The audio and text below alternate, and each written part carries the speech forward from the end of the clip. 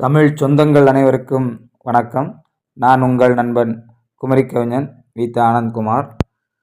பல்லாயிரம் உயிர்கள் உண்டு பகுத்துண்டு வாழ்வதற்கு என்ன, பாரம்பரியம் மாறாத என் தமிழர் வாழ்ந்து போன வாழ்வு என்ன, நேரமும் சரியில்லை நிலைமையும் மாறவில்லை தமிழன் வாழ்க்கைதனில், தமிழன் நெஞ்சுரம் யாருக்கும் புரியவில்லை, புரிந்தவன் அனைவரும் தமிழை விட்டு கொடுத்ததில்லை, எங்கும் தமிழ் எதிலும் தமிழ் என்பது வெறும் முழக்கம் இல்லை, தமிழன் என்னும் ஒரு இனத்தின் கூற்று என்றும் ஓய்ந்ததில்லை, கொடுங்கோள்களும் நெடுநேரம் தாக்கு பிடிப்பதில்லை, காயங்களும் மரணங்களும் தமிழுக்கு புதிதில்லை, ஆனால் தமிழ் ஒரு கற்பகச் சோலை என்பதை யாரும் மறப்பதில்லை, மறந்ததில்லை.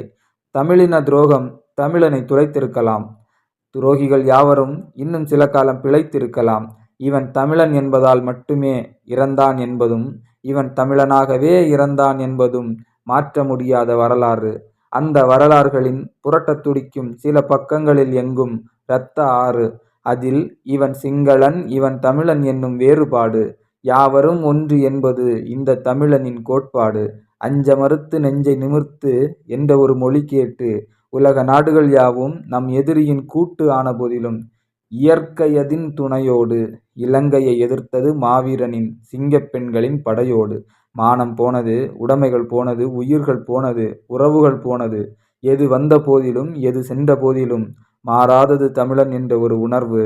இனப்படுகொலை ஆறாத வன்மம் தமிழன் மனதிலே, நெஞ்சம் மறப்பதில்லை என்றும் உங்களை. ஆருயிர் தமிழ் நெஞ்சங்களுக்கு ஆறுதலாக இந்த தமிழ் நெஞ்சம் என்றும் தமிழுக்கும் தமிழனுக்கும் சமர்ப்பணம். நன்றி.